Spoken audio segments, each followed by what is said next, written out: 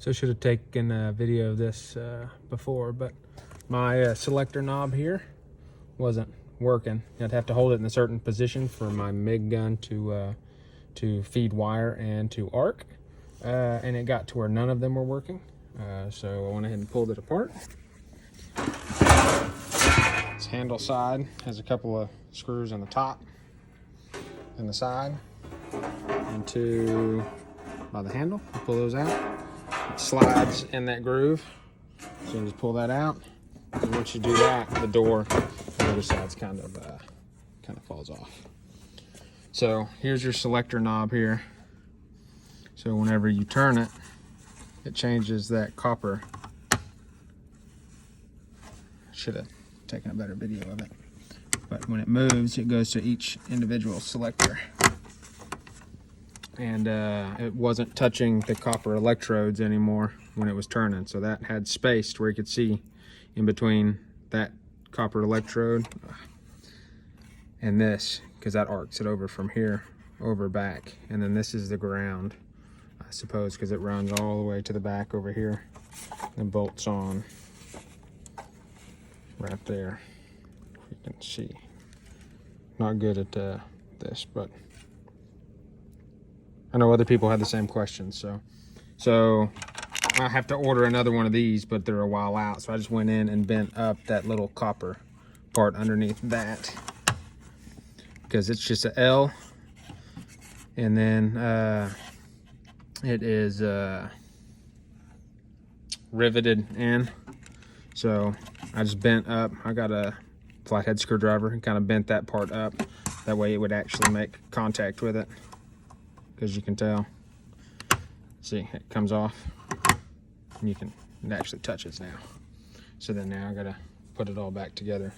I had to pull this out. I pulled that out because those very small little soldered deals, I didn't want them to break off, so I just went in and pulled that out. You have to take this ground on the back.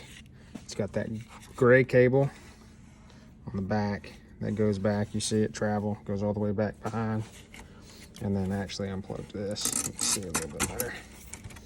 And then there's a bolt that holds that ground, or whatever, the other side of the electrode, the other side of the electricity. But I took this loose. There were a couple bolts, or I'm sorry, screws. That way gave my hands a little more room to get in there. And now I'm gonna put it all back together. Just be sure and take a picture. That way you know where the wires go, because they're different. And that helps you remember where they go. Cool. Maybe this helps somebody, because there was no video on YouTube for that. That's a voltage selector knob or something like that. If I remember the name, I'll put it in the link. I wouldn't recommend running it, but I didn't want to put it all together and then see if it worked or not. But now I can. Now it works.